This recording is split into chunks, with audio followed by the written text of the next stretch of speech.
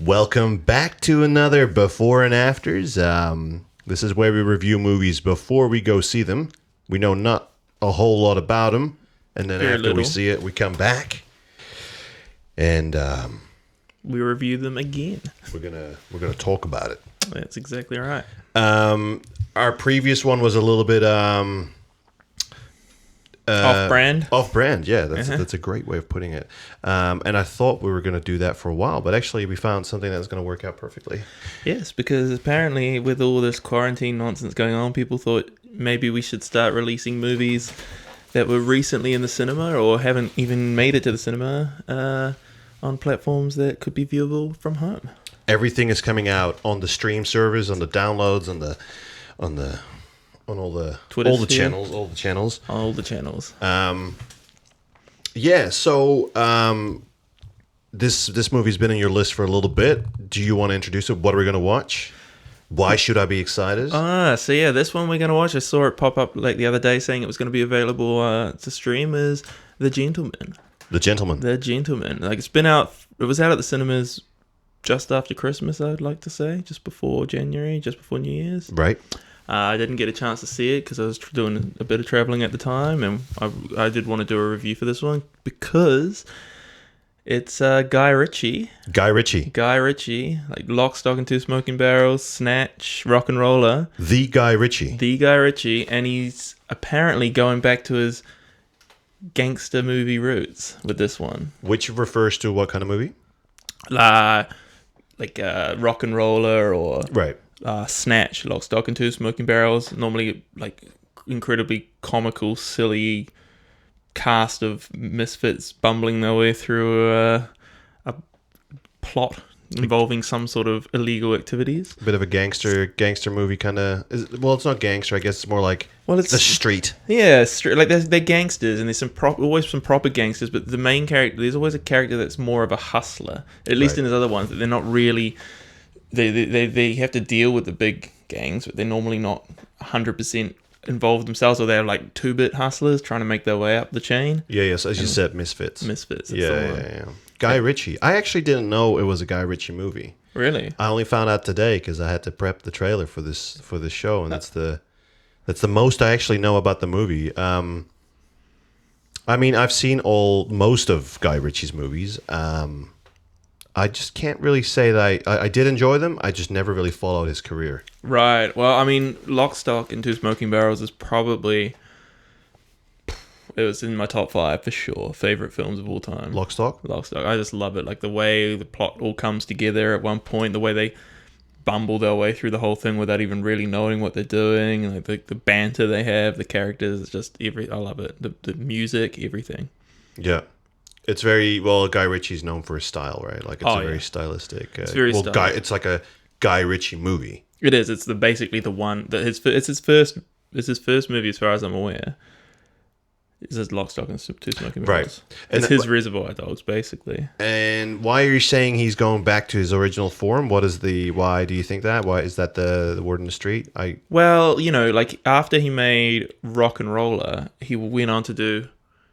What was the first one he did after that? That was was that the? Did he do like Sherlock Holmes? Yeah, so Sherlock Holmes, but I can't remember if he did anything in between. But once he did Sherlock Holmes, and it was like his big, like blockbuster film, and then he just started making those, and then like King Arthur and a bunch of stuff that just like to me it just didn't have this sort of heart that his other movies had. I never really. Well, I remember watching Rock and Roller. I actually do not know what it's really about. But I think during that time I watched so many movies, just kind of went over my head. But Sherlock Holmes kind of never caught my attention. I mean, like I never was a big fan of those either. Like anything past Rock and Roll is good, but I like it. But I think objectively, Lock, Stock and Two Smoking Barrels and Snatch are great films, and I think he really sort of excelled in that sort of format. He does great character stuff, like conversations and back and forth and all that. And the witty kind of... The witty sort of, humor. So, like London street gangsters. That Cockney accent kind of stuff. Yeah. Okay. So I'm just hoping for great quotes and, laughs and, all that sort of stuff. What was the vibe when it came out in the cinemas? Was it I think it's one of those. I think it might be a bit of Rock and Roller where people who are fans of his and like that style of movie enjoyed it, but I don't think it really got crazy acclaim about like, you know, following the original ones. Like it's like one of those, you know, when a band releases an album and it's like, oh well, we're glad they're back, but it's not their early stuff type thing. Right. I think that might have been the vibe, but I haven't really even looked into it that much. Yeah. I just know that it came out without a hell of a lot of marketing. Well, I know you were talking about it. You're like, oh, we should watch this, and then we never really got the time to do it. But that's really the only stuff I've heard about it. So I'm just kind of curious if, like, yeah, just. Well, I never looked it up on like, you know, Metacritic or Rotten Tomatoes or anything to see what people were saying about it, critics or anything. So I don't know. I kind of wanted to keep it pretty because I knew I was going to see it eventually, and I kind of wanted to keep it reasonably fresh because I knew, like, I know that I enjoy his style. And I enjoy those movies, so I kind of didn't want to put too much like pressure on it. Almost, you know, don't want to put too much anticipation on it. So it has Matthew McConaughey in there. It does, and Charlie something. What's his name? The guy from Cunningham. No. Cunningham. That's the one. Yeah, is it Cunningham from Sons of Anarchy? I think so. Yeah. So those are the two main guys. I don't. Oh, and it's got who's the Notting Hill fella?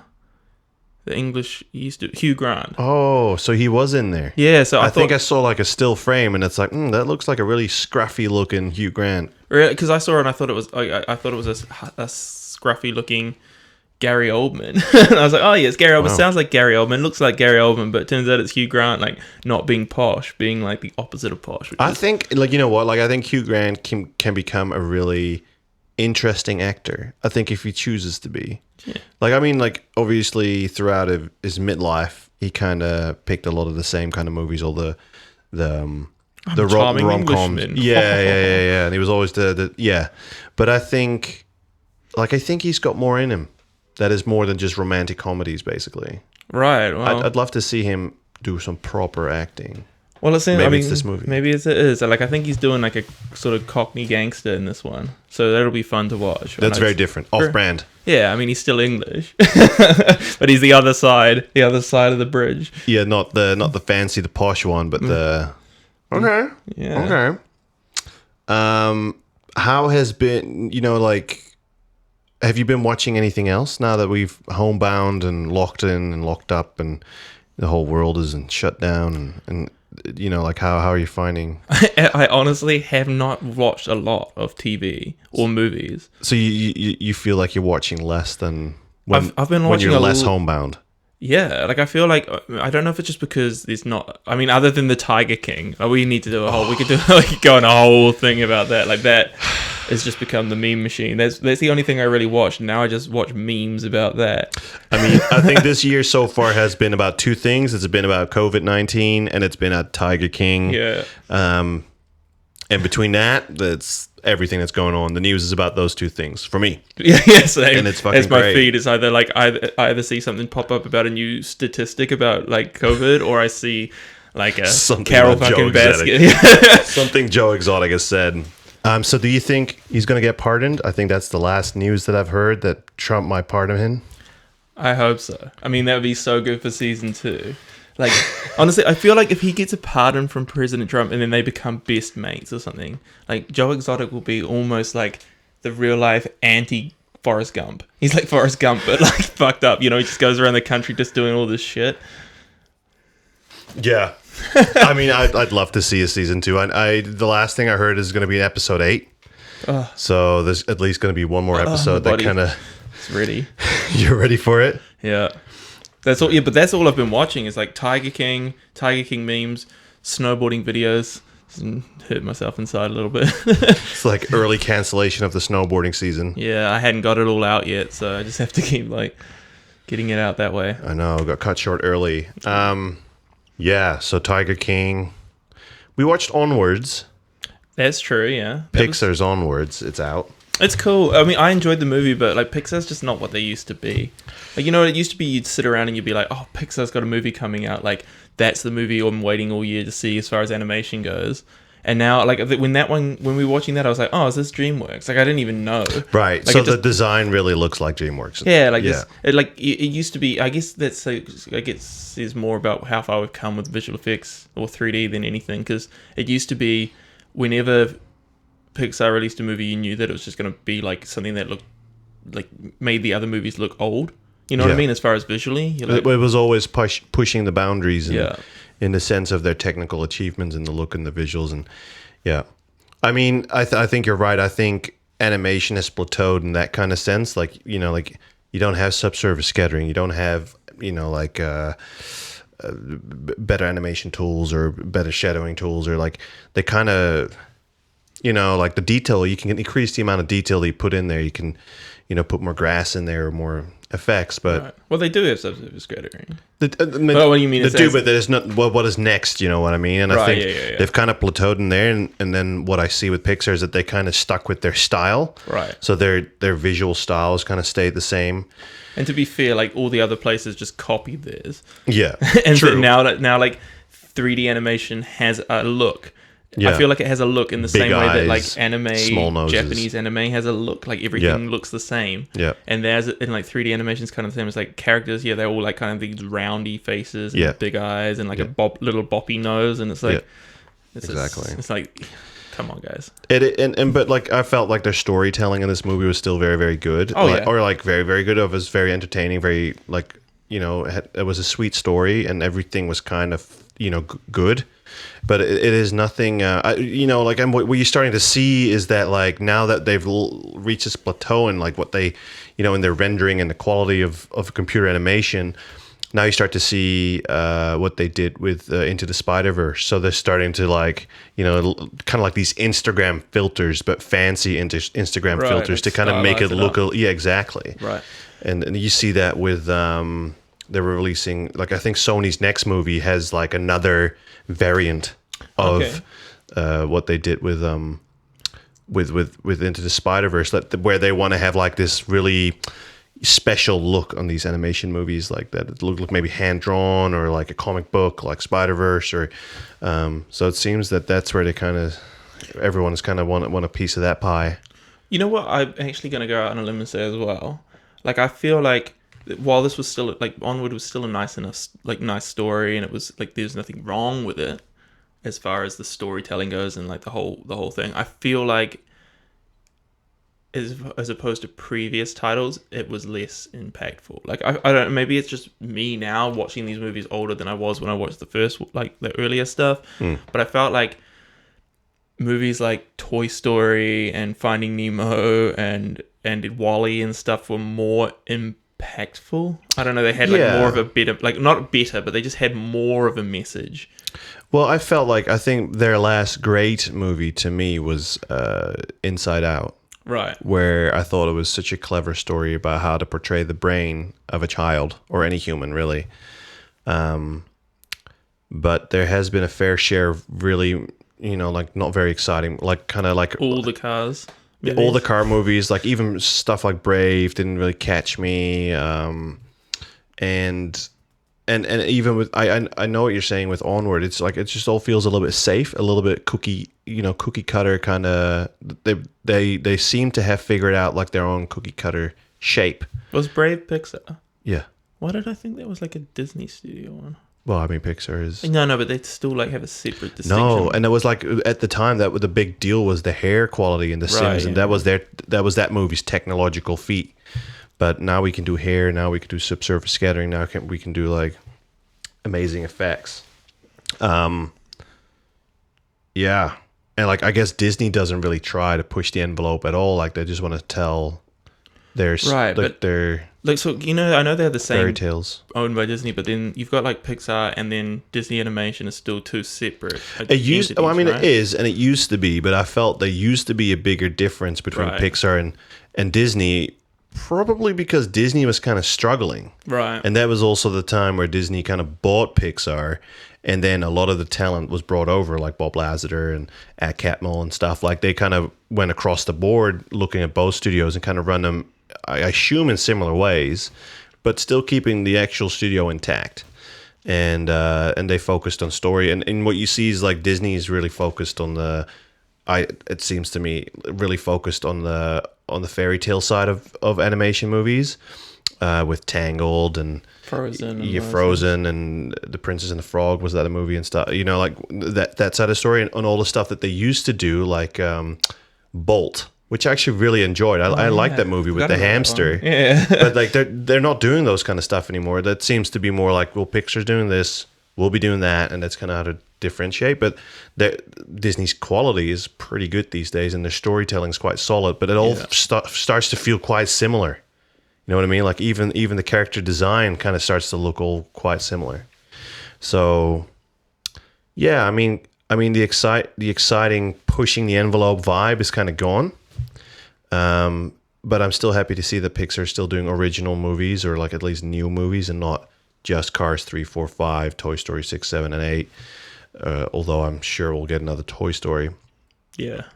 But I'm always happy to see what original story Pixar puts out next. But yeah, I think the shiny part is we're kind of over that by now. But I still thought it was a good story. Yeah, I still enjoyed it. Confused by the design as well a little bit. Like when I saw the trailer, it's like, oh, this looks like Trolls or something. Yeah, so I thought it was DreamWorks. Yeah, same. Hey, our food is here. It's getting cold. Because, hey, we can watch the movies on a couch now. So we're just ordering food, watch a movie, come back. We got to eat Let still. you know what we think. We got to watch the trailer quickly. And then we'll give her... Yeah. I forgot we even did that. I forgot our own format. I know. Like, our whole format is in it, yeah. And then we'll give you our stars, I guess. Yeah, a real quick analysis of that trailer. I mean, it certainly has all the elements I want. Yeah. It's got the little the one-liners. If there's smoke, there's a fire, and then the accent as well. It's just I love it. And then it's got like zany characters and real caricatures of themselves. Like the gangsters and in predicaments that they didn't want to get in and stuff like that. So yeah, I'm looking forward to it. Hugh Grant looked pretty cool. Yeah. I really liked his character. Matthew McConaughey just kind of looks like he's always like the character he's been recently playing. He's kind of going down the road of Johnny Depp, I feel. Right. Where he's kind of becoming always playing that same character that he at one time was really good at. Yeah. Don't know. Well, he used to do that beforehand, and then he changed, and then he just started doing that one, right? Right. He used to be the rom-com lead, and then he changed. Right, he had to change. You had to put the dramatic on. It looked very clean. Yeah. I didn't think that was his style. I thought it was always like way more flashy camera moves, kind of rough, like film. I reckon you'll see gritty. It'll be edited like kind of the same way with like quick cuts, like where you'll see like a little bit like Edgar Wright does in some of his movies, like comic. Like yeah, like a little bit, like you see. But I didn't feel that in the trailer at all. Well, I think it's just I think he does a really clever like use of cuts for things like that. So, right. Yeah. Okay. So, what do you think? I mean, I love this kind of movie. I'm going to give it 4 because I don't want to go. I'm excited, but I also have like my reservations about it reaching the peaks of those other ones. So 4 is going to be my conservative estimate on this. 4. Yeah. Conservative even. Yeah, I'm hoping to watch it and bump that up, but I'm going to stick with 4 for now. I'm going to say 3. I'm not a massive Guy Ritchie fan. It looked entertaining, but I wasn't really pulled into the trailer. That could just be the trailer's mistake or fault. But that also leaves me a lot of room to kind of be surprised or be disappointed, I suppose. Wiggle, wiggle, wiggle. Wiggle, wiggle, wiggle, wiggle, wiggle. Jiggle, jiggle, jiggle. Jiggle, jiggle, jiggle, jiggle, jiggle, jiggle, jiggle. Wait, okay. I think we're getting really fucking hungry. Yeah. We're going to watch the movie. We'll be back in a bit. Get in my belly. Shit. We're back. Oh. Say that. Look at that jinx. We were like quarantined too long together. I know. We're like in sync. Last time we were here filming this podcast in here, Jay and Silent Bob. It was winter. I know, like we could see our breath in this. I know. I've had so many comments about it. Oh, really? They're like, "Oh, It's a little bit cold in there. Did you film it in a meat freezer or something? Exactly. I know. It looked a bit silly. The funny thing is that you don't really notice it so much when you're setting it up or when you're in here, and then you turn on the bright lights. Right. And that just catches that, warm air in the cold room. So I definitely noticed it sitting here. Like I could feel it. Yeah. It was cold as fuck. It was chilly. It was definitely fucking... Well, I mean, it's like winter, right? Right. But now it's like I can wear a t-shirt and it's all good. Well, I'm wearing a jacket, so... Yeah, but there's style points. That's true. Trying to cover my... Tell your titties. Keep it modest. Hiding the nipples. Yeah, I think you should free them if you want to. Free the nips. Yeah. Hashtag free Rick's nips. Who wants them out? We should probably put a vote in or something where people can vote, like, show nips, no nips. Yeah. Not that we're going to listen. But. No, we're not going to listen, but it would be nice to know how many of you would like to see Rick's nips. Yeah, which would be actually kind of weird. It would be weird in a good way or in a bad way. Well, imagine if there's like... People. Let's be honest, like, it will be probably a 250... 1,000 people want to see it. Yeah, exactly. And then I feel kind of like obliged to...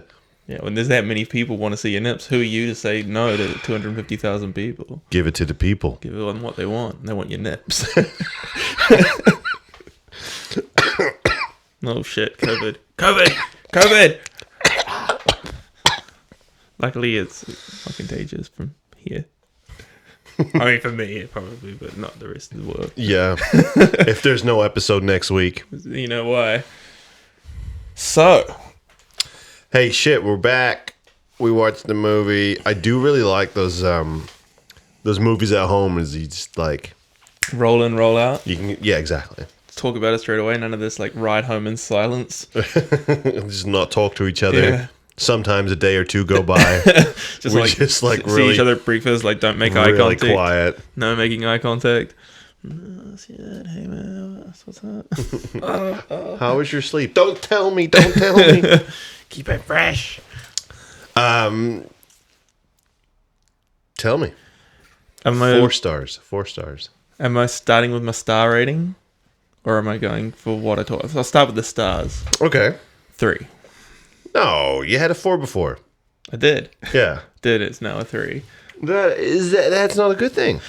It's not entirely a good thing, no. My takeaway from this is if you're a fan of Guy Ritchie films, you'll watch it and you'll enjoy bits of it, but it's not his best work. I remember us doing a podcast where we basically said the exact same thing.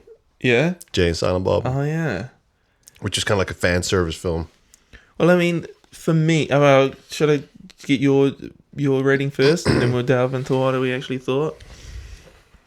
You gave it a 3 off the bat, didn't you? Yeah, I gave it a 3. I'm going to lower it a little bit, but I don't think I should lower, it wasn't terrible.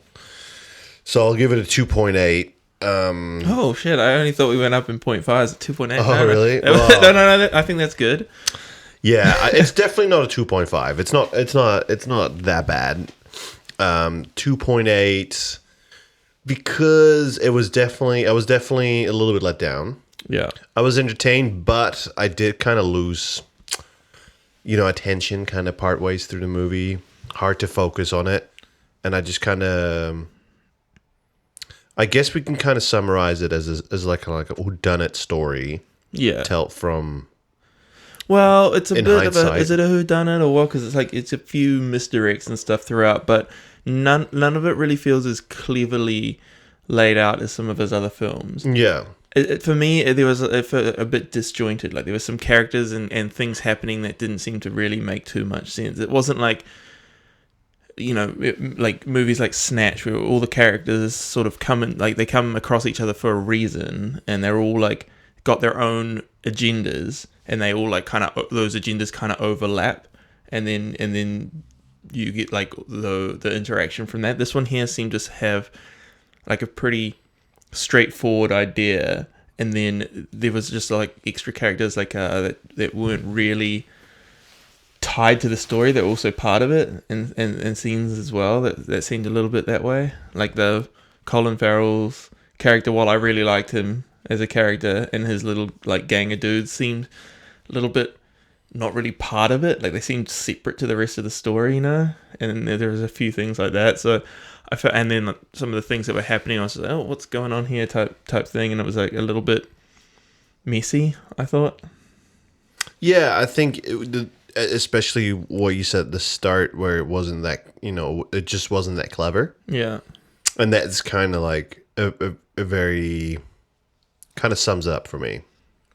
And I think it also takes a very long time for this one to get started. Like there's a lot of talk at the beginning talking about his business and what it is, and like he's laying their foundations. They even say at one point, he's like, you're laying a lot of pipe, but you better run something through those soon, and it really felt, and I was really thinking when they said that, it resonated with me, because I thought in his first couple, like Lock, Stock and Snatch, the main story gets underway really quickly. Like in Lock, Stock, it's like, oh, we've just got enough money for to get into this poker game, but we shouldn't probably play in it because this guy's a crook. And then they lose that money. Now they got to get back, and that it's all on from there. Yep. And in Snatch, it's the same sort of thing, right? Like they're like, oh, this gangster says your fighter has to take a fall in the fight, and he does it, and he gets knocked out by the pikey who had to replace him at the last minute. That sets the chain off, right? Yeah. It's kind of. Yeah, I mean, like things happen pretty quick. Like the story gets underway pretty quick for the main characters, and then it's all these overlapping stories, and it all feels very tight. Like it's all quite well oiled. Like you've got a lot of storylines overlapping each other at just the right times, but it's always quite interesting what you're following, and it doesn't really feel like scenes are just thrown in, which is what it felt like with this. Like, Colin Farrell's like Boxer Boys kind of felt like they were just these guys that they were a convenient plot device. It's like we need something to stop somebody. We'll just use them because they're like the unstoppable force or something. Kind of a bunch of fixers, basically. Yeah, they were. Like they just kind of it's like, oh, we somehow need to write the news guy out of the story. They just rock up outside his thing, kidnap him, and make him fuck a pig. I'm like, how did any of that happen? Yeah, it's a bit too convenient and not like didn't feel very smartly written. That being said, I still enjoyed lots of it. There were funny bits. Yeah. But, like, not so long ago, we watched this movie, Knives Out. Right, yeah. And it's kind of like the same idea where it's like, something happened. Yeah. How did it happen? And Hugh Grant's character was kind of like the vehicle to explain it to us. Right, he was kind of like the same as Daniel Craig's character was a bit. Yeah. And then there were definitely a few moments in the movie early on where they put you kind of on the, on your wrong. Right, like it almost made him like he's a little bit of an unreliable narrator. Well, no, I mean like for us it seems like Matthew McConaughey's character gets shot, right, and killed, very early in the movie. Spoilers. And then it ends up not being the case. And although it's not like I don't mind being fooled or tricked, it's just like this was not really. It's like not just like the only trick was not showing you. Right. You know what I mean? And which I felt was kind of an obvious one too. Like the fact that it doesn't show you. Like the further along it gets, I was like, it must have been someone else that got shot because it just seemed so obvious that it was. It seems so, hey, it's him at the start, but they don't actually show you anything. And as it goes along, you're like, well, that seems like it's probably a mystery, Right. Like why didn't they show me? Yeah, and then Hugh Grant's character obviously had a few convenient plot points that he missed. Yeah. I think the most interesting part was that they were on to him. Right, yeah. I thought that was the most interesting twist at the end where it's just like for a long time you're like, he's figuring this all out even though he's missing pieces or he's kind of like a funny man. Like, he definitely has a point. And it's kind of clever how the guy, the Duke or the Lord or something, is kind of like doing all these things to lower the price. But it's the most interesting twist was when they're actually on to him. Yeah, I thought so too, and that was. Well, I guess that goes back to the whole thing being a little not as well tied up. Like the fact that a bunch of the bad guys that were after them were these Russian hitmen because the Russian's son got Yeah, killed. that could, but I felt like it was conveniently added at the end of the to kind of make one more twist. But it kind of had it like, to me, it felt a lot more meaningless than other movies twists because those characters meant nothing to me really. It was like, oh, that was like a throwaway story. I thought it was like barely a throwaway story point, and then it comes back to mean something. You're like, oh, but it would have been so much more if they were always involved in some way. But I mean, they did slightly set it up at the time when they brought back the girl. Right. They kind of introduced that he was like this kid from a well-off family. Yeah. Well, so I mean, it was there, but it was just less. I don't know. Like in other in his previous movies, he's had like lots of characters, like a really big cast of characters that are all main kind of characters. Like in Snatch, you've got what's his name, Benicio del Toro is one of the main characters. This is that Ivan the Terrible, this Russian guy, is kind of a main character. You got like obviously Brad Pitt's a main character, and what's his name from the Transporter movies? The action dude. Yeah, his name's just gone off from my head at the moment. But he's like one of the main characters. So there's Bricktop is this other like tough gangster. He's another main character. There's like all these, and then there's the Ari, the guy, the like the American Jewish guy who's like it comes over from America to buy this diamond. So it's all like everyone's after this diamond. There's all these like big players, and they all sort of they all have really interesting personalities, almost like Ocean's 11 or something. Yeah, where like something like that. There's like these 11 characters. And then also the opposite characters, and so all together you got like 14. But they're all interesting. That's the thing, and they all bring something different, and they all like feel integral. Bleh, what's the word I'm looking for? Like integral. Yeah, exactly, to the story, right? Yeah. Like they need to integral. There we go. Okay. Integral to the story, because they all seem like without one of them it would kind of fall apart. Whereas in this, it kind of felt like you could remove big pieces of the movie, and it wouldn't really have made much of a difference. Yeah. Tyrone, and those guys in Snatch, far out, so good. That's such a good movie. Yeah, I did like I did like Colin Farrell's character. It's just that it's just that it's also a little bit too over the top, kind of like silly. Yeah, with that group of YouTubing, like fighters, and they beat up places to put it on YouTube, and it's just all a little bit like, really?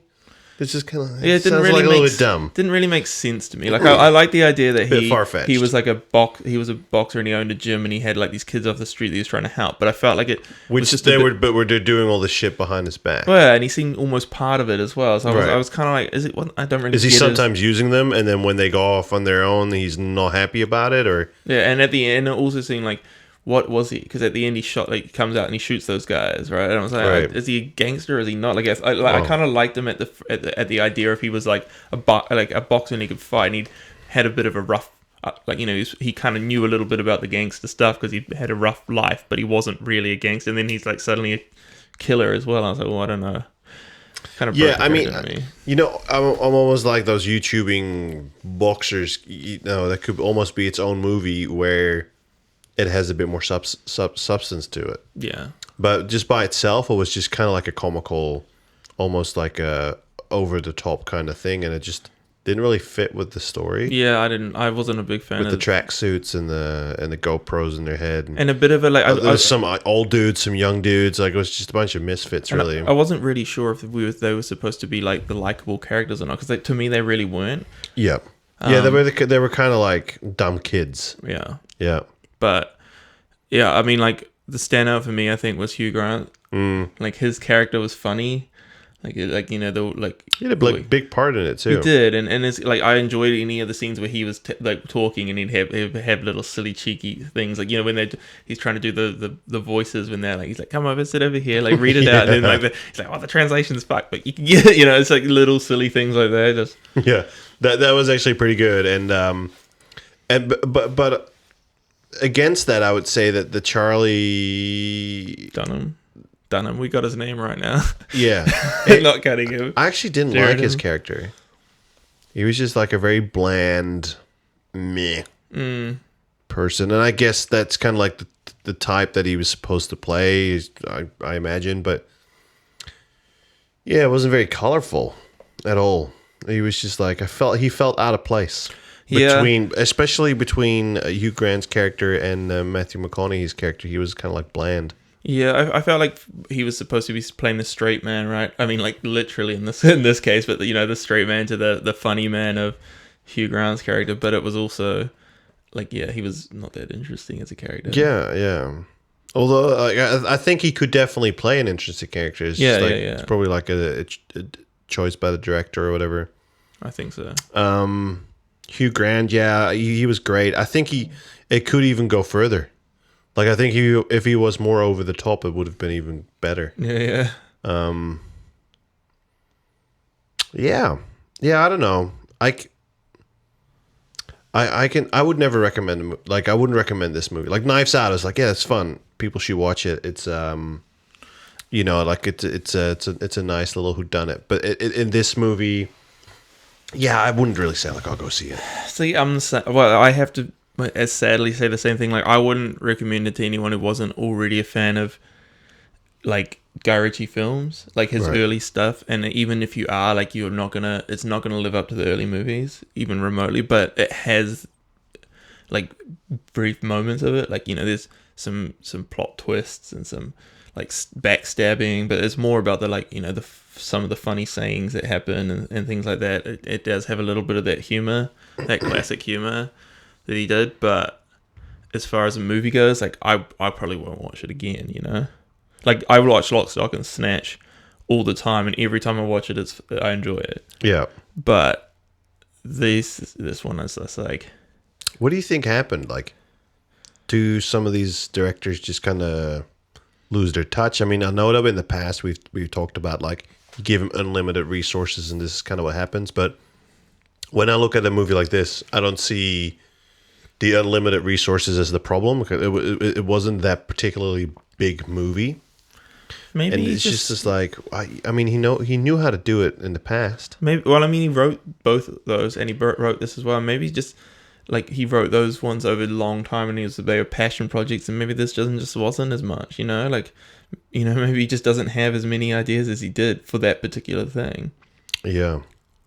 Like the first one, Snatcher's got a lot going on in it, I think, but like Lock, Stock's pretty simple at its heart, but it just ties together really well with all the different moving parts. Like, I reckon it was a little bit, it's not like the idea is simple, but the execution of it's a good bit like more complicated.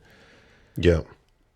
But there was a lot of, I don't know, there's a lot of shit in here that didn't need to be as well, like dialogue stuff. Like when he goes and talks to the older Chinese guy, and he's like, "What's your vice?" And then and it goes into this like sort of thing about how he sells weed, which is fine, and the other guy sells like hard drugs, which is not fine, and he's a problem. And I'm like, as far as progressing any kind of storyline, it didn't make any sense. Like, it was pointless, right? Like, as far as like what it did for the story. Well, I guess it kind of painted the picture that he was a heroin dealer, or a heroin supplier. But more than that, it didn't really do much for me. Right. Like, but I already thought he was the bad guy. Like, it didn't need any more explanation. But even then, it's like they're both bad guys. Like, you've already seen Matthew McConaughey's done bad things. He's got blood on his hands, right? He's a gangster. Right. And so, like, yeah, sure, he's not selling heroin, and we already knew that guy was a heroin dealer. Even if we didn't, they could have just said it. We did, like, it was quite drawn out. And I definitely missed that he was what was his something eyes? Dry eyes. I didn't know that he was Dry Eye's boss. I mean, it got clear really quickly. Yeah. But yeah, and then obviously he got replaced, like the scene after, and it's like, all right, why did we just all watch this? Yeah. If he didn't have a part in making a decision anyway. Right. Like, I mean, I felt like it was trying to set up a little bit maybe the fact that, Dry Eyes was like, he was set up to do one thing, and then it all changed because he killed that guy and tried to like become more than, like, take more than his share. Right, But ambitious. yeah, but like it was just all so drawn out. Like, But it was also unnecessary. yeah, exactly. Or like, did we really need another rivalry within another organization about a guy that went behind someone's back to make an offer? Right. You know what I mean? Because that's what it was all about. Like, you went back behind my back making an offer to Matthew McConaughey to buy his business, Yeah. and you never told me. And it's like, do we really? Yeah, it's like an extra layer that maybe it wasn't necessary, or yeah.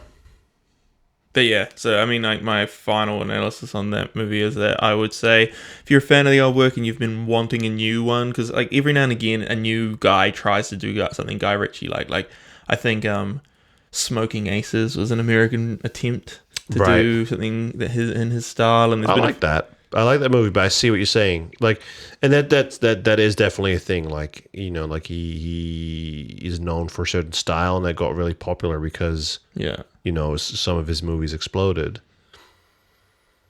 And it's going to be hard to kind of like mimic your own movie that's been mimicked, right? You know what I mean? Like do your style while everyone else has been doing that style, which is kind of surprising that like Tarantino has been relatively untouched, even though of course people try and are inspired by Tarantino stuff, but like it seems like only Tarantino can do Tarantino kind of stuff. It seems. Yeah, I guess he's so inspired by everything else as well, right? Like, well, I mean, yeah, he's a big fanboy of a lot of things, but he's still very much like he's quite unique in his writing and how he picks what he, you know, what he's been influenced by. Yeah. I'm not the biggest Tarantino fan these days. Like I love like Pulp Fiction and Reservoir Dogs. I love them. And like I hate to sound like that guys like only like their early stuff. No, I mean like I get it. Like I feel with me Tarantino's kind of comes and goes. Like yes, Pulp Fiction, Reservoir Dogs are by far my favorite of his work, of his whole library basically. But like I couldn't really finish Django Unchained. Yeah. But then I did really enjoy Hateful Eight, for example, and what's the war movie? Inglourious Basterds. Inglourious Basterds. I thought was very clever, but you know it was a bit of a mix for me. Yeah. But you see that a lot of people fucking love that movie. Well, it's the same. Like for me, I wasn't a huge I'm not a big fan of the Kill Bills. Same. Like I guess I never really cared for those movies that it's inspired by. Right. You know, like so I wasn't really like over the world for the pop culture stuff. Yeah. Like I wasn't really into Inglourious Basterds that much either. Like it was fine for me, and then Django Unchained wasn't into that much. Hateful Eight I really enjoyed, but I also felt like it was overindulgent in his own stuff. Like I felt like it dragged on a bit. Although I love because I love his dialogue stuff, and he has lots of characters in a small space talking. Well, that I thought Hateful Eight was great for that, right? Yeah. Like it's basically one location and a lot of conversation, and even though it was long and drawn out, it is kind of what Tarantino does really well, and it's just the interesting characters with interesting dialogue. And sure, you know, like some of the stuff could have been left out, but you know, like it also creates atmosphere and character and that kind of stuff. So I was quite pleased with that one. I really enjoyed that one for its simplicity alone, but also the classic Tarantino vibes and the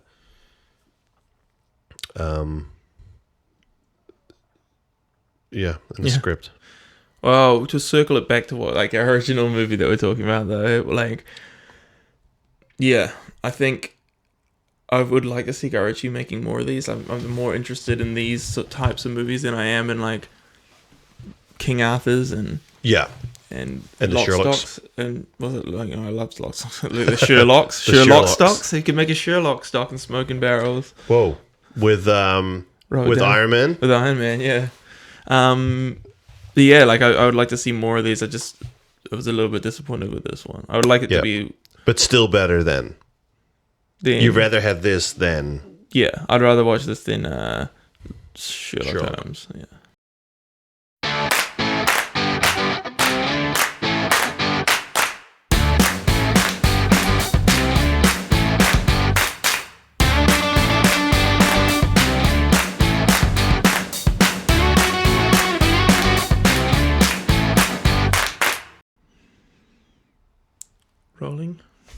Rolling on a river.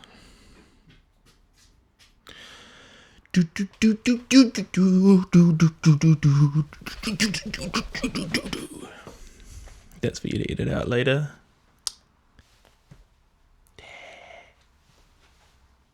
I think this is still rolling. Rolling on a river.